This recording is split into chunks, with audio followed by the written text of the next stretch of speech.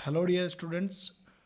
आज हम इस वीडियो में चैप्टर नंबर 3 दहली सल्तनत क्लास 7th का हिस्ट्री का पार्ट चैप्टर नंबर 3 दहली सल्तनत डिस्कस करने वाले हैं कि Delhi initially become the capital of kingdom under the Tomar Rajput.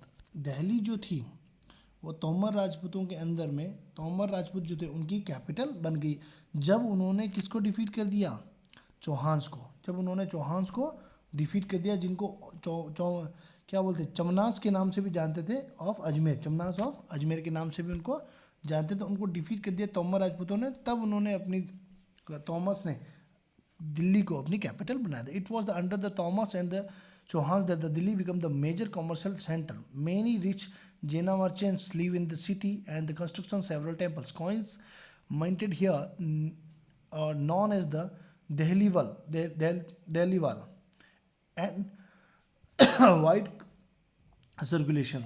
Delhi जो थी वो मेजर कॉमर्शियल सेंटर बन गई थी। Delhi become the major commercial centre कब बन गई थी? जब तोमर और चौहान्स का वहाँ पे राज था और उन्होंने दिल्ली को अपना कैपिटल बनाया था। तब the transformation of Delhi into the capital that the control vast area and the subcontinent state with the foundation of Delhi Sultanate in the beginning of the 13th century। 13th century में जब दिल्ली सल्तनत establish हुई और दिल्ली सल्तनत ने जो area cover कर रखा था वो काफ़ी ज़्यादा वास्ट था।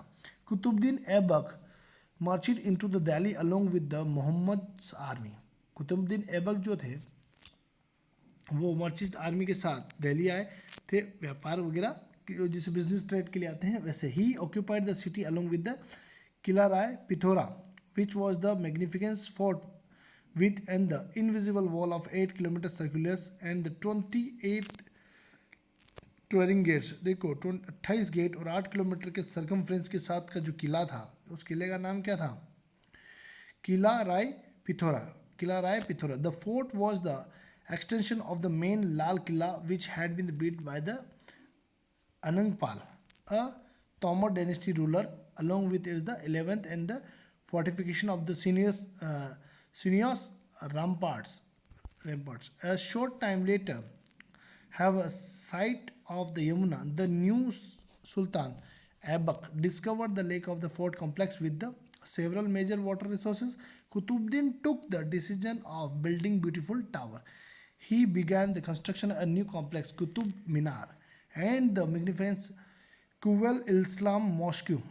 Also with this, he also fixed and the inscription in the eastern gateway of the mosque with the support this fact। देखिए बहुत सारे कुतुबुद्दीन जो ऐबक जो थे उन्होंने और कुतुबुद्दीन ऐबक ने कुतुब मीनार इस्टेब्लिश करी और उसके साथ में जो यमुना के किनारे किनारे जो बिल्डिंग इस्टेब्लिश करी थी उसके अटैच में मॉस्क्यू, यानी उनके जो कुतुब मीनार के टच में जो उन्होंने, ये देखिए आप पिक्चर में दिखा रखा है आपको, ये उन्होंने एक मस्जिद जिसे मॉस्क्यू कह सकते हैं उन्होंने इस्टेब्लिश करी, जहाँ पे प्रार्थना वार्थना करने का एक पर्टिकुलर स्पेस उन्होंने इस्टेब्लिश किया कहा जा सकता है। तो this paved way to the Delhi and the as the imperial capital, as the center of civilization which leaded the next 6th century।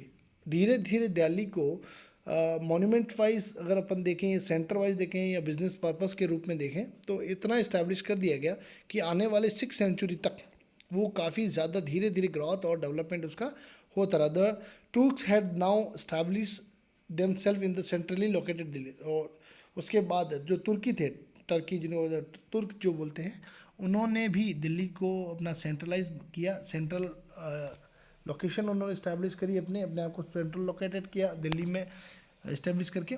Finding out more about the Delhi Sultanat, all the inscription, coins and the architecture provide a lot information specifically valuable.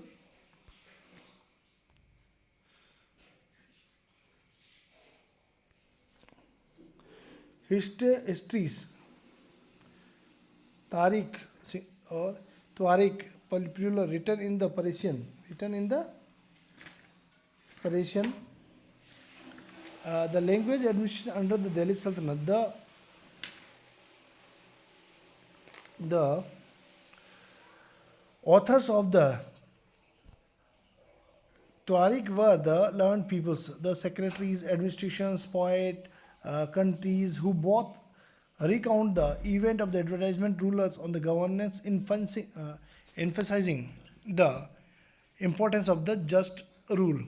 Uh, Remember the following additional details. The author of Tuareg lived in the city, particularly Delhi.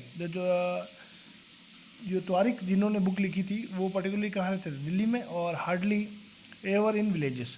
They mostly wrote the their history for sultan in the hope of the need of the province the ideal social order best the bright right and the generator destruction. These ideas were not shared by all. देखिए जो historian जो history लिखने वाले historian थे वो history लिखते थे ज़्यादातर अपने जो किंग है उनको खुश रखने के लिए.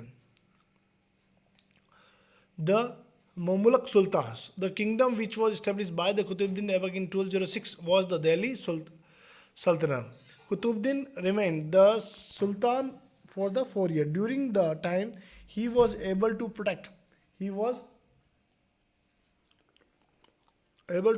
their Delhi from the problem posed by the Ghazni attack. And at the time of India was not involved in the problem of the Central Asia. So, Delhi developed as the independent significant power. However, there were other important power also existed in India in the Deccan and the South. Delhi जो था वो central Asia के जो problems थी उनमें involve नहीं था, इसलिए धीरे धीरे दिल्ली जो था वो डेवलप होता गया. The earliest Sultan call Muslims Mamluks is an Arabian word. Mamluk का मतलब था on. Were actually slave who had raised the power due to their hard work and the sharp intelligence.